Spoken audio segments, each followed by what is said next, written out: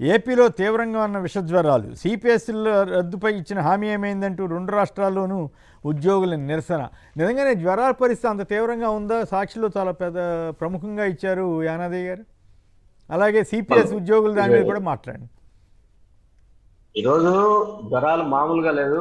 ప్రతి ఇంట్లో ఒకరికి వస్తే వైరల్ ఫీవర్ మాదిరి అయిపోయేసి ప్రతి కుటుంబం నుంచి జ్వరాలు ఉన్నాయి. కనీసం ప్రభుత్వ హాస్పిటల్లో కానీ వాటి పట్టుకునేదో ప్రభుత్వం దానిపైన కనీసం పిచికారీ చేసే పరిస్థితి కూడా లేదు. ఎందుకంటే వర్షాలు ఎక్కువైపోయాయి కాబట్టి కొత్త నీళ్ళు రావడం వల్ల బాగా రాష్ట్రం అంతా కూడా జ్వరాలు ఎక్కువైపోయాయి. దానిపైన కనీసం పిచికారీ చేయడమో లేదా దోమలను నివారించే పని కనీస బాధ్యత కూడా ప్రభుత్వం ఈరోజు. గతంలో అయితే సచివాలయం నుంచి అక్కడ ఉండే వాళ్ళు పోయి హెల్త్ సంబంధించినటువంటి వ్యక్తులు ఇంటింటికి సర్వే చేసి ఎవరెవరికైతే జ్వరాలు ఉన్నాయో వాళ్ళందరినీ కూడా ఐడెంటిఫై చేసి ఇంటి దగ్గరికి మందులు తీసుకు ఇవ్వడం కానీ లేదా ప్రతి ఏరియాలో ప్రాంతీయ హాస్పిటల్స్ కట్టారు కాబట్టి అక్కడ చూసేవాళ్ళు.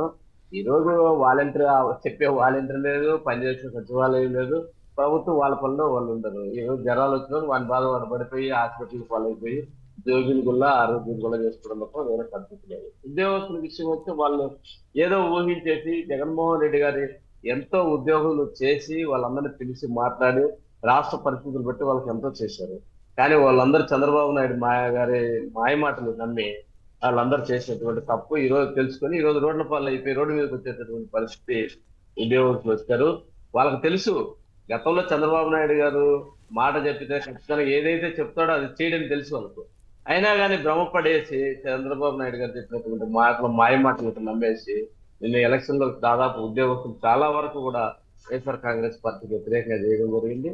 మరి వాళ్ళందరూ కూడా ఈ రోజు ఆ చంద్రబాబు నాయుడు గారు పవన్ కళ్యాణ్ గారు వాళ్ళిద్దరు హామీ ఇచ్చారు. ఈ రోజు ఆ హామీలు తీసుకుని ఎందుకంటే చెప్పినట్టు చేయడం చంద్రబాబు నాయుడు పవన్ కళ్యాణ్ ప్రశ్నిస్తాననే పవన్ కళ్యాణ్ కూడా ఏమైపోయాడు కనీసం ఉద్యోగస్తుల కోసం కూడా ప్రశ్నించే పరిస్థితి లేదు. ఆయన ప్రశ్నించే కదా దేవుడు. నిన్న వైజాగ్ కూడా నిలబెడతానన్నాడు, అక్కడే సభ పెట్టుకున్నారు. మరి ఆయన నిజంగా ఉక్కు ఫ్యాక్టరీ నిలబెట్టింటే అక్కడ పోయి పెట్టుకోవచ్చు కదా. 32 ఉక్కు ఫ్యాక్టరీకి సంబంధించిన 32 అంశాలు ఇప్పటికే ప్రైవేట్ పరం చేసేదానికి కేంద్రం నిర్ణయం తీసుకుంది. ఇంకొక విషయం కూడా మీ ద్వారా తెలియజేయాలి ప్రజలకి. ఈ రోజు లోకేష్ గారు మా కడపకు వచ్చారు. ఆయన కొప్పర్తి ఇండస్ట్రీస్ ను కూడా జగన్మోహన్ రెడ్డి గారి హయాంలో వచ్చినటువంటి ఇండస్ట్రీస్ అన్ని కూడా ఈ రోజు ప్రారంభం చేసి శిలాఫలకాల్లో పేర్లు వేసుకునేదానికి వచ్చారు. వేస్తున్నా మాకేమీ ఇబ్బంది లేదు. కానీ ఒక్క విషయం ఉంది దాంట్లో. ఏదంటే కొప్పర్తిలో జగన్మోహన్ రెడ్డి గారు ముఖ్యమంత్రిగా ఉన్నట్టు అప్పుడు ఎంఎస్ఎంఈ టెక్నాలజీ సెంటర్ 250 కోట్లతో మా కొప్పర్తిలో ప్రారంభించడం జరిగింది. మరి దాన్ని అమరావతికి ఇక్కడ నుంచి తరలిస్తూ జియో నెంబర్ 56 జారీ చేయడం జరిగింది. ఇప్పటికీ జియో ఇచ్చారు, దాన్ని తరలించాలని.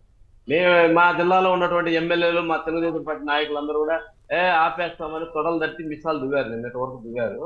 బాగా నిజంగా మీకు చిత్తశుద్ధితో ఈవీఎంలతో గెలుచుకున్న వైఎస్ఆర్ జిల్లాలో ఓట్లతో మీరు ఎమ్మెల్యేలుగా గెలిచింటే మీరు ఈ రోజు పవన్ కళ్యాణ్ వచ్చేటటువంటి లోకేష్ ద్వారా ఆ జియో నెంబర్ 56 రద్దు చేపించి కడప కొప్పర్తిలోనే ఆ ఫ్యాక్టరీని నిలబెట్టగలరా? నిలబెట్టి మీ యొక్క చిత్తశుద్ధిని నిరూపించుకోవాలని కూడా డిమాండ్ చేస్తారు.